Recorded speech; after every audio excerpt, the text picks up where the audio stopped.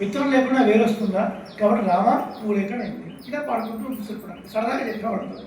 So antakshari మొత్తం కూడా శూర్పణఖ భావంతో నడుస్తుంది అనమాట. ఇప్పుడు శూర్పణఖ రాముడిని చూస్తుంది, ఇష్టపడి కనీసం నాగరికత తెలియదు. రాక్షస భావం ఎట్లా ఉంటుందంటే మనకి ఏదైనా వస్తువు ఇష్టం అంటే అది వాళ్ళకు కూడా ఇష్టమా లేదా కనుక్కోవాలి కదా. నాకు నచ్చితే చాలా కూడా సరిపోతున్నాయండి కదా. రాక్షస భావం అంటే నాకు నచ్చితే చాలు. ఈ రజనీకాంత్ ఒకటి పట్టుకో అంటే ఉన్నదే ఒకటి వేరే ఆప్షన్ లేదనమాట. నువ్వు నాకు నచ్చేసావు అంతే, నువ్వు నచ్చాల్సిందే అంతే. అదే సినిమాలో గిల్లి దగ్గర గెలుచుకోవాలంటే అట్లా నువ్వు నాకు నచ్చేసావు, లెట్ us మ్యారీ డైరెక్ట్. కొంచెం నాగరికత ఉండొద్దా? రామా కాఫీ తాగుదాం, cafe coffee day, lot can happen over cup of coffee అందులో గౌరవం తిప్పేసి లవ్ సినిమా కాఫీ తాగుతూ మాట ఇవన్నీ చూసింది రామా చేసుకో. మనం వివాహం చేసుకుంటే ఈ పర్వత సానువుల్లో హాయిగా మనం తిరగచ్చు అని చెప్పి అసలు నువ్వు ఎవరు ఏమిటి అన్నప్పుడు చెప్పినవాడు. ఓ తెలియదా మా అన్నయ్య రావణాసుడు అందరూ ఏడిపించేవాడు కుంభకర్ణుడు అని చెప్తూ విభీషణస్తు ధర్మాత్మ అని చెప్పింది. తూ అంటే అక్కడ తూ వీడా అంటే ఆ టైంలో వాడ మా వంశాన్ని చెడగొట్టాడు వాడు. వాడు ఎప్పుడైనా ధర్మం అంటుంటాడు, మేము మాత్రం మంచి రాక్షస లక్షణాలతో ఉంటాం అలా చెప్పింది. సరే ఆ తర్వాత ఏమైంది, రావణ అన్నాడు అయ్యో శూర్పణఖ అసలు అందాల పోటీలో నేనే జడ్జి అయితే నీకు మిస్ యూనివర్స్ మిస్ బ్రహ్మాండం కూడా ఇచ్చేవాడిని, చాలా అందంగా ఉన్నావు, నాకు ఏకపత్ని వర్గం ఉంది నేను చేసుకోలేను. అగో ఎర్రగా వర్గం అన్నాడు లక్ష్మణ స్వామి, అసలే భార్య లేకుండా ఉన్నాడు ఆయన, నువ్వు వెళ్ళి ట్రై చేసుకోవాలని వెంటనే వెళ్ళింది లక్ష్మణ పడబోట్లు. అయ్యయ్యో శూర్పణఖ నేనేమైనా సేవ చేసేవాడిని, ఆడ గంటలు తోవాలి బట్టలు తుక్కాలి అన్ని చేసుకున్న దాసత్వమే వస్తుంది, మంచిగా చూడ రావణే మన ప్రయత్నం చేయి. మళ్ళీ వచ్చి సీతాకి మిగతా అన్నప్పుడు ముక్కు చెవులు పోసేసాడు. ఆ ప్రదేశం నాసిక్ మహారాష్ట్ర. నాసిక్ అంటే ముక్కు, అక్కడే పంచవటి కూడా ఉంది, సీతా గుఫ కూడా ఉంది చూడవచ్చు. తతశూర్పణఖావాక్యాత్ ఉద్యుక్తాన్ సర్వరక్షసాన్ ఖరం గిరిరజం చైవ దూషణం చైవ రాక్షసం నిజఘానరణే రామః తేషాం చైవ పదానుగాన్ వనే తస్మిన్ నివసత జనస్థాన నివాసినాం రక్షసాం నిహతాన్యాసత్ సహస్రాణి చతుర్దశ తతో జ్ఞాతి వధం శుక్త్వా రావణ క్రోధమూర్ఛితః. శూర్పణఖ ఏడ్చుకుంటూ వెళ్ళిందండి. ఖరుడు దూషణుడు త్రిశూరుడు ముగ్గురున్నారు పరమ దుర్మార్గుడు. ఒక్కొక్క రాష్ట్రుడు పర్వతం ఎత్తుంటారనమాట. వెళ్ళి ఏడ్చుకుంటూ వెళ్ళింది. వెళ్ళాను వాడు కొంచెం ఓవరాక్షన్ తెలుగు సినిమాలో ఓవరాక్షన్ చేశాడు. నా అందమైన చెల్లెలు యొక్క ముక్కు చెవులు కోసం వాడు ఎవడు, ఈ భూమి ఎవరి రక్తం కావాలనుకుంటుంది వాళ్ళ అలానే ఎవరమ్మా నీ చెవుకులు కోసింది అంటే ఏం చెప్పాలి, తిట్టాలి కదా. మనం ఒక మాట ఉందనుకోండి, ఎవరన్నా చెవులు ముక్కులు కోయలేదు మామూలుగానే మనం మామూలుగా ఉంటాం. మనం ఒకసారి ఊహించుకోండి, చెవు ముక్కు కట్ చేస్తే చూడడానికి విధానంగా ఉంటాం. ఒకవేళ చేశాడు అనుకోండి, మనం ఇంటికి వెళ్ళేదాకా అష్టోత్తరమో శాస్త్రనామో అయిపోతుంది, తిట్టుకుంటూ వెళ్తాం కదా. అలా తిట్టాల్సింది పోయి ఎవరమ్మా నీ ముక్కు చెవులు కట్టేసింది అంటే తరుణం రూప సంపన్నో సుకుమారో మహాబలో గరీక విశాలాక్షో చీర కృష్ణాదిరాంబరు అన్నయ్య ఏం చెప్పంటావు అన్నయ్య. తరుణో రూప మంచి అమరంగా ఉన్నారు, చూడటానికి చాలా అందంగా ఉన్నారు, పద్మాల లాంటి కన్నుడు నరచులు కట్టుకుని ఉన్నారు.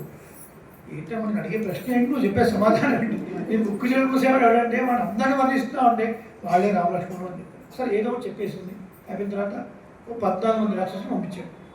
వాళ్ళు వచ్చారు. ఎందుకు ఇలా చేశారు రాముడు అంటే, రాముడిని కొంచెం ఆవేశపడకండి, తప్పు అటువైపు ఉంది కాబట్టి శిక్ష విధించాను, మీరు మర్యాదగా వింటే మీ ప్రాణాలు నిలబడతాయి, లేకపోతే సమస్యలు యుద్ధం చేయాల్సిందే అన్నారు. మన తెలుగు సినిమాలో పరిగెత్తి పరిగెత్తి పరిగెత్తి బిల్లి మిల్స్కి వెళ్ళిపోతారు. బిల్లి మిల్స్కి వెళ్ళిపోయి ఆ షట్టర్ వేసేసి తాళం వేసేసి విసిరేస్తాడు కీ. అప్పుడు రౌడీ అంటాడు, ఏమరా అంత తీసి మాట్లాడవారా, మా ఇలాకాకే వచ్చి మమ్మల్ని వేరేస్తావు, మా ఇలాకా మా ప్లేస్ నుంచి మమ్మల్ని వేరేస్తావు, అంత అన్నమాట వారా అవునరా. తాళం విసిరేస్తాడు. ఒక్కడే హీరో అలర్ట్ సోని షర్ట్ ఒక్క ముడతలు లేకుండా అంతమంది కొట్టేస్తాడు అని ఆశ్చర్యం. ఒక్క ముడత ఉంటాడు, ఇప్పుడు వాటర్ కలెక్ట్ చోట్లు వస్తాయి, వాడు అంతమంది కొట్టా పడుతూ ఉంటాం. అది ఇది రియల్. 14 మంది అవుట్. ఆ విషయం చేసుకుని 14,000 మంది స్టార్ట్ అయ్యారు. 14,000 మంది వచ్చేసారు రాముడు సంబంధించిన. మహాఘోరంగా వచ్చారు, భూమి కంపించిపోతుంది వాళ్ళు చేసే శబ్దానికి, రాయమంతా ధూమ్రం పొగ. లక్ష్మణ స్వామి చూశాడు, అన్నయ్య చాలామంది వస్తున్నారు, నేను కూడా ఉంటాను నీతో పాటు యుద్ధం చేస్తాను. నో నో నో, నువ్వు వెళ్ళు, సీతాదేవిని తీసుకొని ఆ భూలో దాపు, సీతా గుఫ రాజకీయ చూడొచ్చు పంచవటి దగ్గర వెళ్ళు. లేదా నేనే ఉంటాను, నేను నీకు కూడా ఉంటాను, నేనే యుద్ధం చేస్తాను, ఒక్కడే చేస్తాను. ఎందుకంటే మునుపటి రాముడికి ఒక కారణం. ఈ అడవులకు వెళుతా అన్నప్పుడు సీతాదేవి, అయ్యో మీరు అడవులకు వస్తా అంటే క్రూరమృగాలు ఉంటాయి, రాక్షసులు ఉంటారు అంటున్నారు, అంటే భార్యను కాపాడుకోలేరా మీరు? భార్యను కాపాడుకోలేరా? అట్లాగా సీత, మా నాన్నగారు మీరు గొప్ప వీరుడు పెళ్లి చేశారు, స్త్రీయం పురుష విగ్రహం, ఈ రూపంలో ఉన్నటువంటి వాడు ఓ ప్యాంట్ షర్ట్ వేసుకుని పురుషుడిలాగా వచ్చాడా అనుకుంటాడు, ఇలా తెలిస్తే భార్య తీసుకోకుండా వెళ్ళిపోయాడా అనుకుంటాడు మా నాన్నగారు, మీ వీరత్వం ఇదేనా అన్నమాట. భార్య భర్తల మధ్య ఎట్లుంటుందో ఆయన కోపం రావాలి, నన్ను ఇంత మాట అంటావా అని. అవును ఏమన్నాడు, అవసరం వచ్చినప్పుడు చూపిస్తాను, అవసరం వచ్చినప్పుడు చూపిస్తాను. కాబట్టి ఏం లేదు, ఓకే అన్నాడు. నీతో వాదినందుకు ఎట్లా మనం గెలవలేదు, అడవాళ్ళతో వీడు అడవాళ్ళతో మనం వాదించి గెలవలేని సంగతి రాముడు తెలుసు కాబట్టి ఓకే. 14,000 మంది వచ్చారండి, లక్ష్మణ స్వామి పంపించేశాడు. ఈయన ఒక్కడే 3 గడియల్లో సంబంధించాడు. 3 గడియలు. గడియ అంటే 24 minutes, 3 into 24 72. ఎప్పుడు బాణం తీశాడు, ఎప్పుడు ఎక్కువ పెట్టాడు, ఎప్పుడు కొట్టాడు తెలియదు. హెలికాప్టర్ స్టార్ట్ అయింది అనుకోండి, ఆ పైన లెక్క తిరుగుతున్నప్పుడు కనబడుతుంది, ఒక స్పీడ్ వచ్చిన తర్వాత అంత స్పీడ్ చూసాడు, కలిగిపోతుంది. ఎటు చూసినా రాముడు అంటుగా ఉన్నాడు. 3 గడియల్లో సంబంధించిన తర్వాత మనకు కొన్ని బాణాలు, ఈ సినిమా కాదు కదా, రాముడు కూడా కొన్ని బాణాలు తగులుతాయి, కొన్ని రక్తం కూడా వస్తుంది. మొత్తం 14,000 మంది స్మాష్ అయిపోగానే సీతాభోగం నుంచి సీతాదేవి కొంచెం స్లో మోషన్లో తగ్గిస్తుంది, వచ్చి రాముడిని ఆలింగనం చేసుకున్నాడు అని వాల్మీకి భాషకు శ్లోకం ఉంది. పరిసస్వ ఆలింగనం చేసి బాగుగా ఆలింగనం చేసుకున్నాడు అని. ఏంటంటే రొమాన్స్ అవసరం అంటే రామాయణాలు కానీ మనకు అనిపిస్తుంది, రొమాన్స్ కాదు. ఏమిటంటే అర్థం అంటే,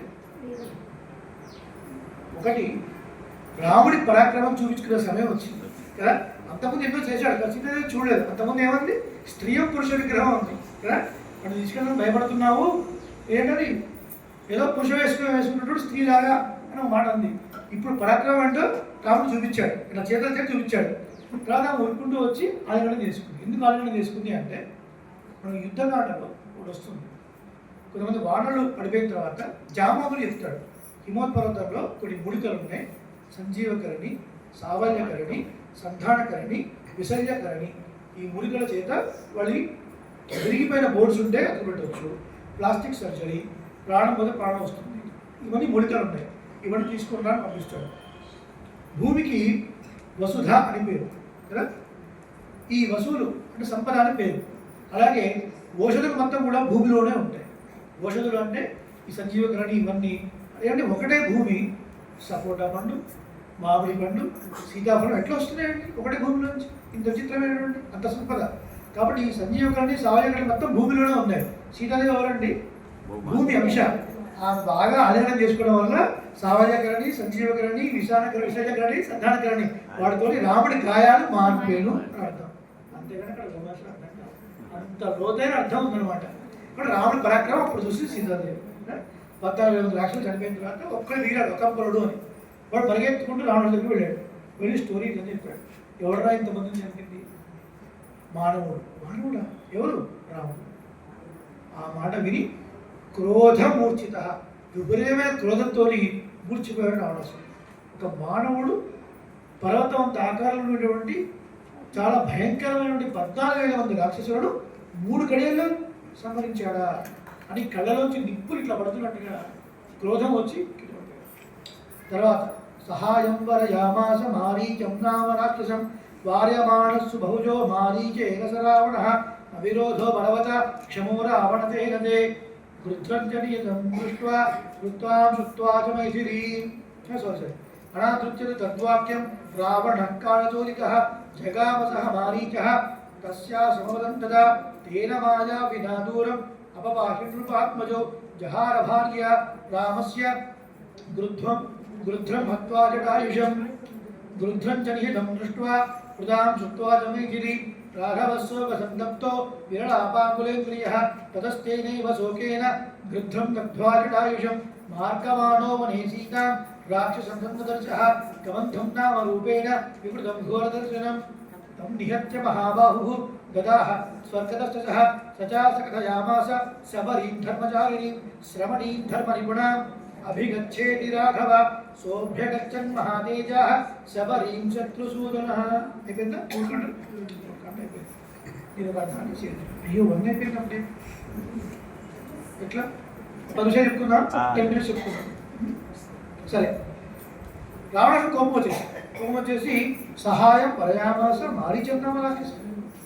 మారీచుడిని సహాయంగా తీసుకొని సీతాదేవిని అపహరించాలనుకున్నాడు. ఎందుకంటే రాముడితో యుద్ధం చేయడం ఫిక్స్ అయిపోయాడు. 14,000 మంది సంబంధించిన వాడు జాగ్రత్తగా ఉండాలని వాడు ఒక ప్లాన్లో వచ్చాడు. ఆపరేషన్ సీత. ఏంటది? ఆపరేషన్ సీత. ఆపరేషన్ సింధు లాగా ఆపరేషన్ సీత. ఆవిడ ఎత్తుకొని పోవాలి. దానికి మారీచా ఒక ప్లాన్ ఉంది, ఇంప్లిమెంట్ చేయాలి. చెప్పరావడా ఏంటి ప్లాన్ చెప్పేశాడు. బంగారు జింకలాగా వెళ్ళాలి. సీతాదేవిని చూసి ఇష్టపడి నువ్వు పొందాలి అనుకున్నట్టుగా నువ్వు బిహేవ్ చేయాలి. రాముడు వస్తాడు, నువ్వు దూరంగా వెళ్ళాలి. రాముడు గొప్పవాడు కదా, సూర్పణకనే తప్పుద్ది, నువ్వు ఇలా చేయకొని చెప్పాడు. రామాయణం సేవిస్తే మారీచుడు చెప్పిన మాటల్ని రావణాసురుడు విన్నాడు. వెళ్ళిపోయాడు. కానీ శూర్పణఖ వదిలిపెట్టలేదు. నువ్వు ఏమని చెప్పింది?